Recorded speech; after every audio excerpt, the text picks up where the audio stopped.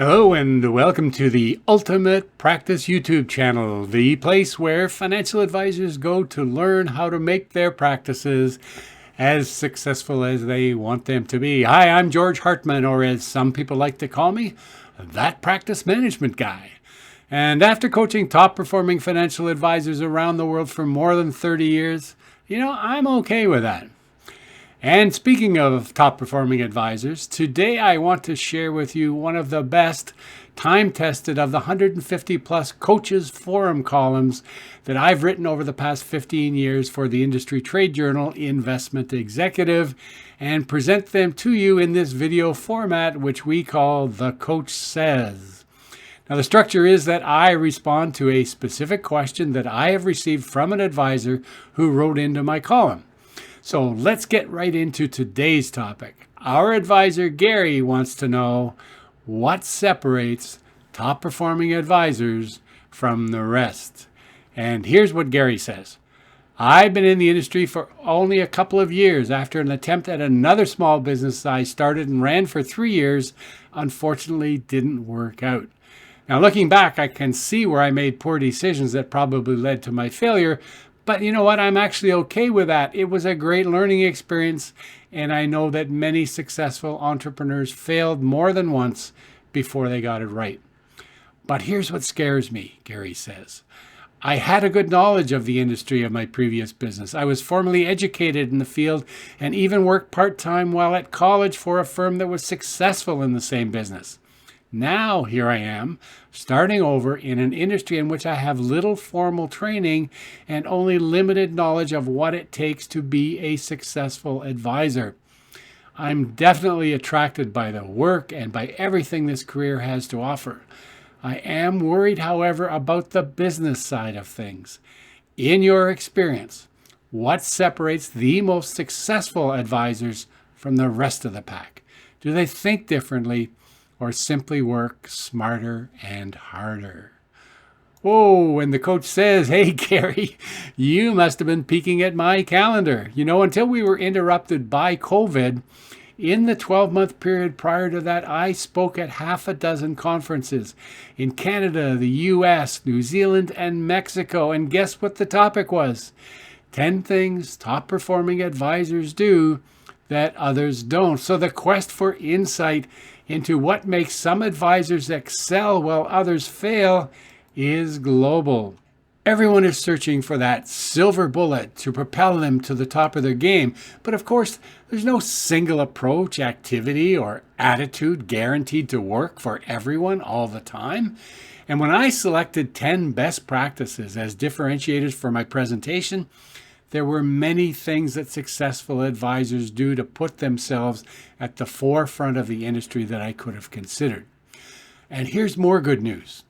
Even the highest performing advisors rarely do everything perfectly, but they do enough of the right things well that are important to achieve levels of success to which others can only aspire. They've also come to understand that perfection is an elusive goal, and it's better to be approximately right than precisely wrong. And here's another optimistic comment for you. Although you missed with your previous business attempt, I bet you also did a number of things right. Otherwise, you wouldn't have lasted even 3 years and be willing to take up the entrepreneurial challenge again in your new profession. So while you've only had limited formal training on how to build a successful practice, you have had a great informal education in the old-fashioned school of hard knocks. And I can tell you from personal experience that most top performers didn't have the advantage of a formal education in what it takes to be a successful advisor. So they had to learn on the job too, as you are, particularly when it comes to running their practice like a business. Those who learn to recognize their strengths and weaknesses, then work to capitalize on the first and eliminate the second, have prospered. Now, since you asked me specifically for some ideas, I'm going to share with you today 5 of the 10 best practices that I have found to be common among top performing advisors from decades of coaching them. I'll follow up with the other 5 in our next video. And here's more good news.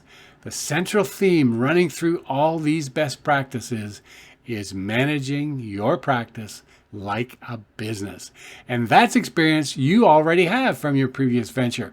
So you probably don't need to learn all 10 things to do, perhaps just 2 or 3 or maybe 4. So let's start with the first 5 things that top performing advisors do that most others do not. And number 1 is they have a clear vision for their practice. Top advisors have a very clear vision of what their business will look like when it is as successful as they want it to be. Most, in fact, have a written statement that describes who they are and what they're trying to accomplish. And if it's not written down, then it's ingrained in their consciousness and can be brought to life instantaneously. But when I ask advisors who aren't achieving the success they desire, what they want their business to look like at some point down the road, many have only a very general idea. They have difficulty articulating exactly what they hope to achieve. So it's often summed up by them saying something like, well, I want my practice to be bigger and better. Who doesn't? But frankly, that's not good enough. A key distinguishing characteristic of top performers is that they have put their thoughts into what success looks like to them in a written statement they can use to guide their decision making and drive their business forward. So what does a strong vision statement include? Well, it would answer such questions as, how big do I want to become? What type of clients will I have? What product and services will I offer to those clients? What community profile will I enjoy? What will it feel like to be a client or a team member? And a really big one, what role do I want to play personally in the success of my business? In summary, if you can imagine and describe what your business will look and feel like when you have achieved all your objectives, you will have a great vision statement. Number 2, creating a plan to realize their vision. This is where step number 2 is where top performing advisors take that vision statement and then describe how they intend to realize that vision. In other words, their vision drives their strategy. For example, suppose part of your vision said your objective was to be recognized as the most knowledgeable financial advisors for entrepreneurs and their other professional advisors in our community. A good expression, right? A good objective.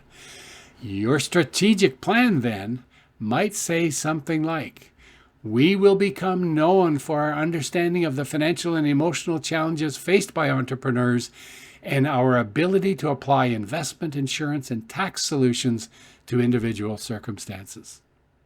And after strategy comes tactics. So that's the sequence, right? As we said, vision drives strategy, which in turn determines the tactics to be used to carry out that strategy.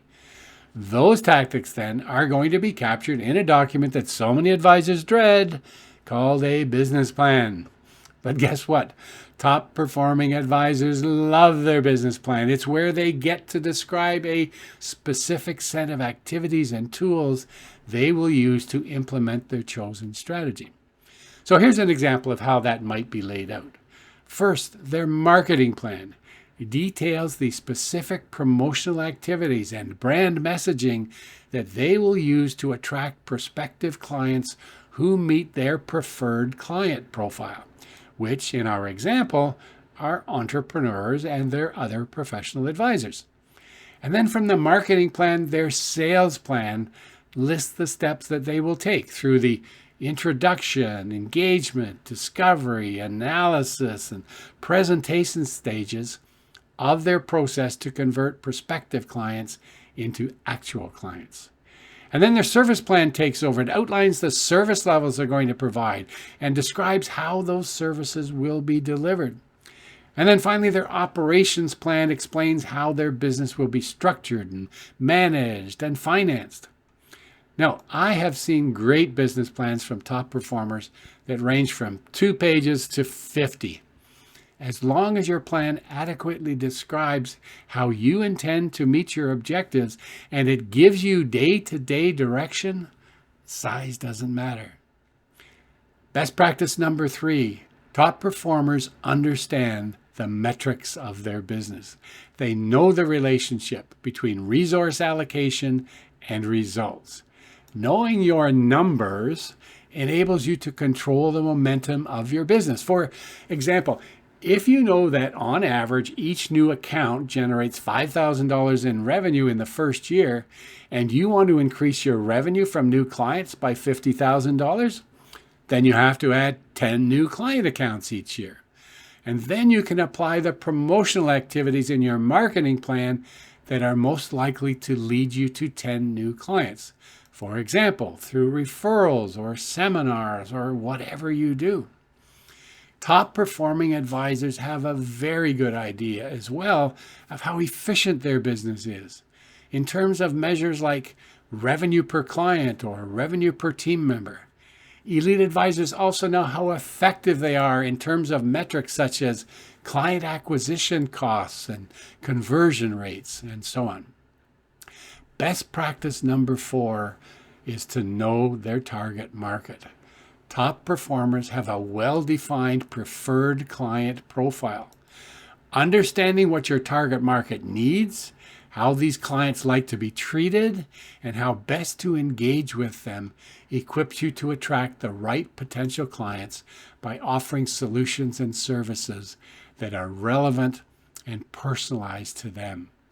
Top performers know that having deep knowledge about the people with whom they want to do business allows them to become known as experts in their field, which leads to more referrals and less reliance on external marketing. And finally for today, best practice number 5, a compelling value proposition. Top performing advisors stand out in a crowded marketplace. Unfortunately, consumers have difficulty in differentiating among advisors. To consumers, all advisors offer pretty much the same products at the same price, follow similar processes, and essentially make the same promises. Top performers, by defining and communicating their unique value proposition clearly, give people a reason to do business with them over others, which enables those top advisors to build their business faster and with less effort. So there you go. 5 of the 10 best practices of top performing advisors. Number 1, have a clear vision for your practice.